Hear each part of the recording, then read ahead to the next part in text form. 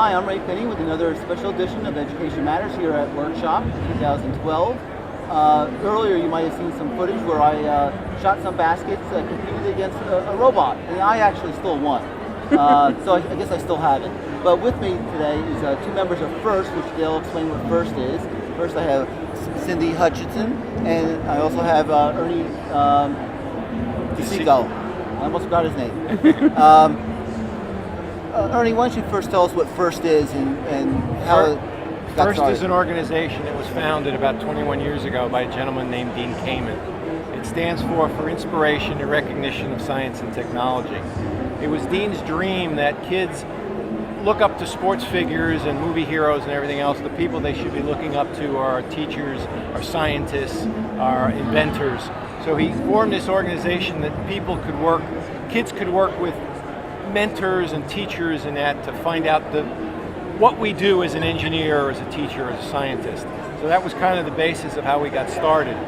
We started it with a high school competition, and basically the kids are given a game that they have to play, and they have to build a robot in 6 weeks to play that game. They have not enough time, not enough money, not enough resources, but they got to get it done. So it's a very interesting problem, things that we are involved every year in engineering. I am an engineer by trade. I'm a mentor for a local team, and I'm also the director for what became known as FLL, or First Lego League, which is the middle school version of this program. So that's kind of how I've been involved in this, and I've been involved in it for 17 years. And you volunteer your time? I volunteer my time, yes. Okay. What are the different levels? You said there's different levels, different competitions? We have 4 levels of competition, 4 different programs throughout, and they run from 6-year-olds on up to high school teams. 6 to 9 is what we call Junior FLL, where the kids are given a theme for the year. This year is all about seniors and how science and technology will help seniors overcome potential problems that they see every year.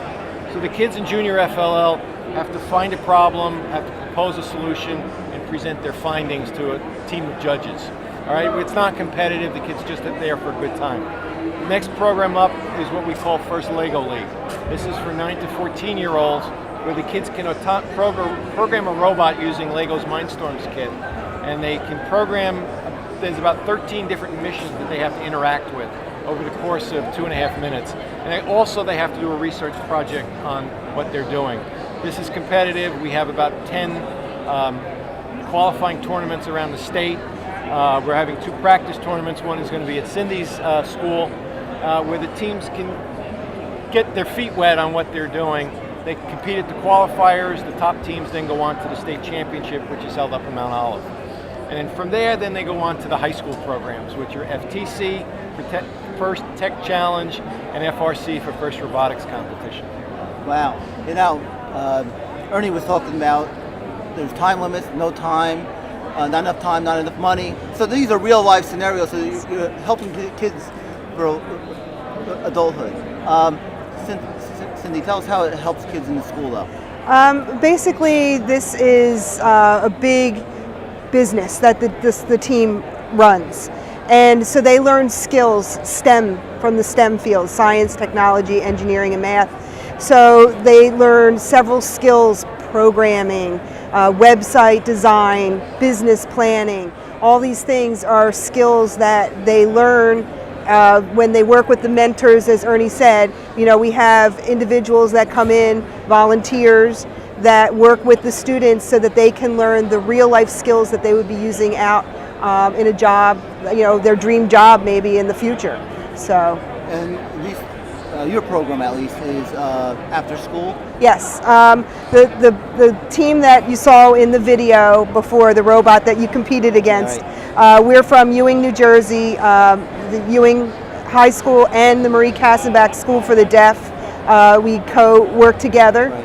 And it's after school.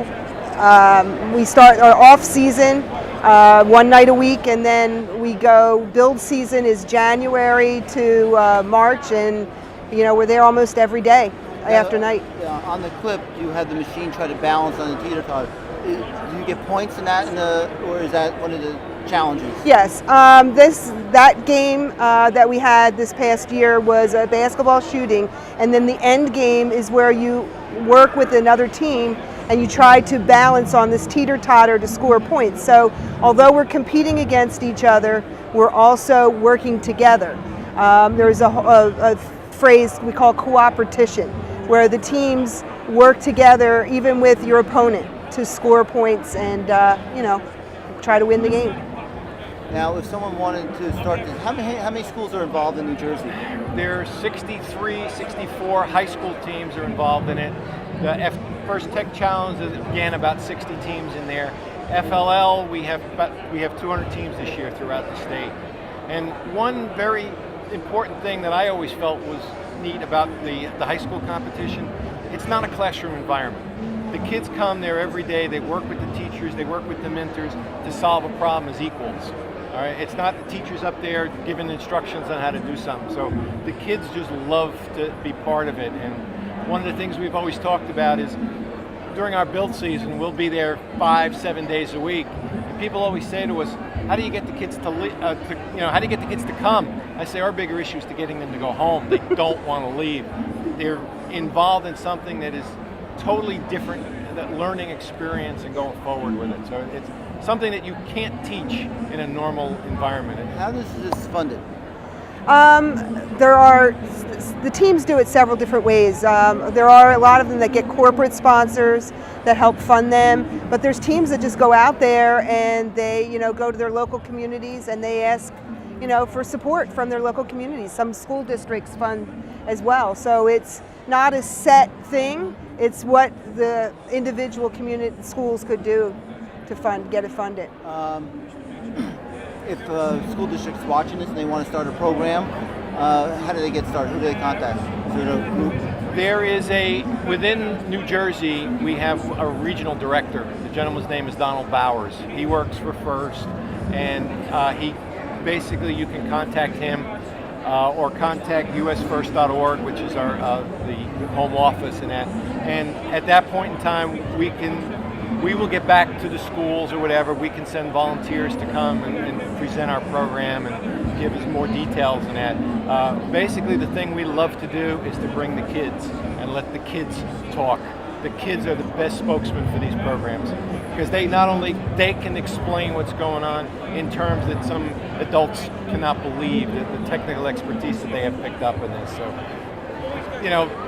we'll get Donald in there or some of the other volunteers around the program, but just roll the kids. And I in saw front. the kids; they were having fun, and it looked like a lot of fun, and learning's good when it's fun. The other plus with this is that being on a first team has them eligible for scholarships. There's over $14 million out there in scholarships for students who participate in this program alone. So, and that is every year. That's not just a $14 pool. It's 14 to 15. It generally goes up $1 or $2 million every year from schools and corporations. Well, I'd like to thank Ernie and Cindy for joining me. I think if you really want to start one of these programs, you know where to go, usfirst.org. Take it from me, it was very worthwhile to be with the kids. And thank you for joining us on this program.